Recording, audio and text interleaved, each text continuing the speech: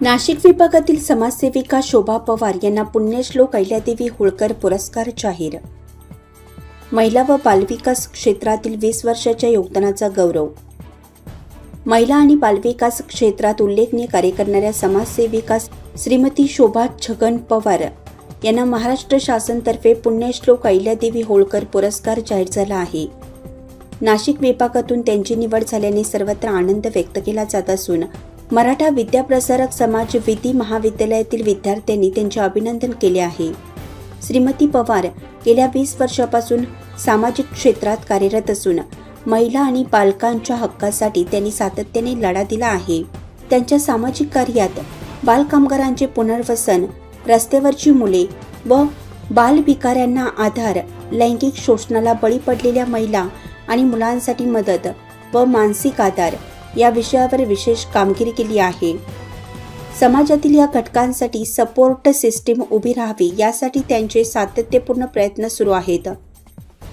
आर्थिक दुर्बल कुटुंबातील महिलांना स्वयंरोजगार मिळावा, बचत गटाच्या माध्यमातून आर्थिक आधार निर्माण व्हावा, तसेच सरकारी योजनांची माहिती प्रत्येक गरजू महिलांपर्यंत पोहोचावी यासाठीही त्या कार्यरत असून अनेक महिलांना स्वावलंबी बनवण्यात त्यांचे योगदान मोलाचे आहे। हा पुरस्कार जाहीर झाल्यानंतर परिसरात अभिनंदनाचा वर्षा होत असून त्यांच्या कार्यामुळे समाजात सकारात्मक बदल घडत असल्याचे सर्वत्र कौतुक करण्यात येत आहे।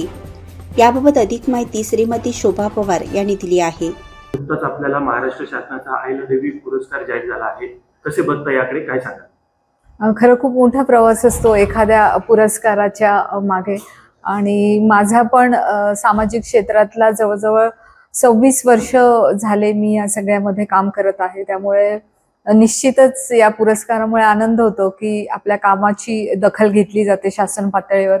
म्हणून मला नक्कीच या पुरस्कारामुळे अधिक प्रेरणा मिळाली आहे, ऊर्जा मिळाली आहे। महिला व बालविकास क्षेत्रात कार्य करण्याची प्रेरणा आपल्याला कशी मिळाली?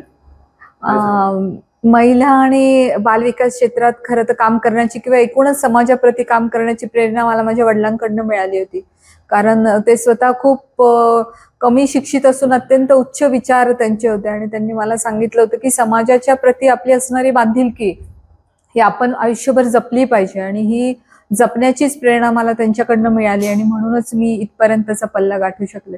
महिला सबलीकरणासाठी आपण कोणते महत्त्वाचे उपक्रम राबवतात? महिला आणि बालक या विषयामध्ये मी गेल्या अनेक वर्षापासून काम करीत आहे। बालकांसाठी, स्पेशली बाल कामगारांसाठी, बाल कामगार या व्यवस्थेमध्ये येऊ नयेत, त्यांची निर्मूलन व्हावं या प्रथेचं, यासाठी मी अनेक वर्षापासून काम करते। त्यामुळे बाल कामगार असतील, बाल भिकारी असतील, रस्त्यावरची मुलं असतील, लैंगिक शोषणाला बळी पडलेली मुलं असतील, त्यानंतरून लैंगिक शोषणाला बळी पडलेल्या महिला असतील, तर यांच्यासाठी एक सपोर्ट सिस्टीम असली पाहिजे। त्या सपोर्ट सिस्टीम मध्ये पोलीस मोठ्या प्रमाणावरती मदत करतात, पण पोलीस आपल्याला मदत करतील की नाही अशी महिलांमध्ये आणि एकूणच बालक किंवा बालकांच्या पालकांमध्ये साशंकता असते। ती साशंकता दूर करणे, सपोर्ट सिस्टीम निर्माण करणे यासाठी काम सुरू आहे।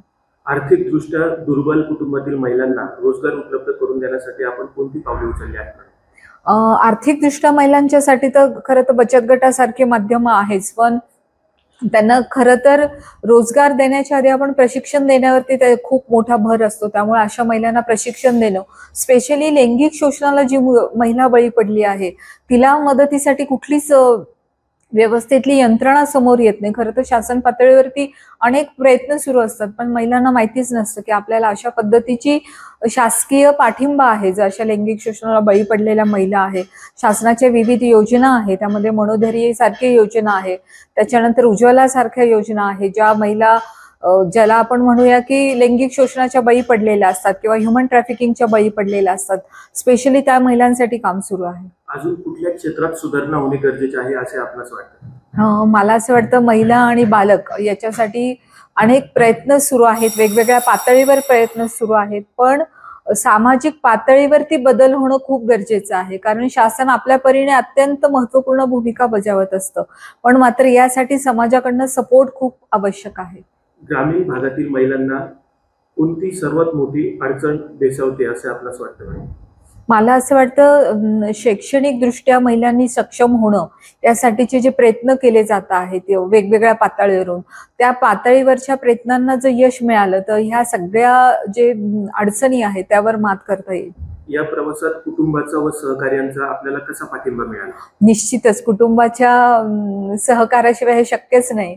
माझ्या माहेरी माझे भाऊ प्रसाद पवार, माझी वहिनी, माझी भाची श्रावणी, माझी वहिनी कामिनी आणि सगळ्यात महत्त्वाचं म्हणजे मला सपोर्ट करणारे माझे मिस्टर रमेश साळवे, माझा मुलगा सुगत साळवे. आणि मला असं वाटतं की माझे मिस्टर मला याच्यामध्ये खूप सपोर्ट करतात, ज्याला आपण म्हणू की माझ्या वैचारिक याच्यासाठी सपोर्ट करतात. मी वेगवेगळे उपक्रम राबवते त्यासाठी सपोर्ट करतात. माझ्या कामाला मी जास्तीत जास्त वेळ द्यावा म्हणून ते प्रयत्नशील असतात. त्यामुळे मला असं वाटतं की कुटुंबाच्या सहभागाशिवाय ही गोष्ट शक्य नाही आणि यात कुटुंबाचा मोठा वाटा आहे माझ्या.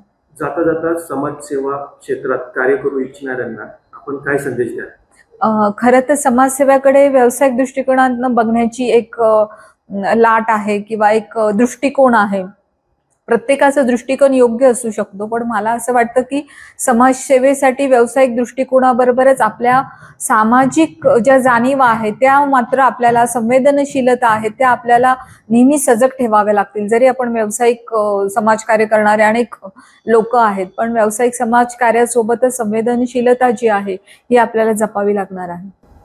शोभा पवार मॅडम यांना महाराष्ट्र शासनाच्या वतीने दिला जाणारा राज्यपालांनी ज्या कामाची दखल घेतली अशा आपल्या शोभा पवार मॅडम त्यांचा 26 जानेवारी रोजी सत्कार होणार आहे आणि त्यांना महाराष्ट्र शासनाच्या वतीने राज्यपालांनी ज्या कामाची दखल घेतली त्या कामातून अहिल्याबाई होळकर, पुण्यश्लोक अहिल्याबाई होळकर जिल्हास्तरीय पुरस्कार त्यांना प्राप्त झालेला आहे. त्यासाठी आपण त्यांचा छोटेखानी एक सत्कार करणार आहोत. त्यांचं जे काम आहे ते महिला व बाल विकास क्षेत्रामध्ये उल्लेखनीय कामगिरी आहे. विशेषतः लहान मुलं, बालके यांच्यावरती त्यांना विशेष लक्ष ठेवतात. ज्या आपण रोडवरती काही भीक मागणारे लहान बालके असतात किंवा ज्यांच्यावरती विशेषतः रेप केसेस घडलेले आहेत, चोरीचं प्रमाण आहे किंवा ज्यांचा एक मार्ग चुकलेला आहे, अशा विद्यार्थ्यांवर आणि अशा लहान बालकांवरती विशेष त्यांचं लक्ष आहे. ते आणि त्यांची संपूर्ण टीम या क्षेत्रात चांगलं काम करते. गेल्या 20 वर्षापासून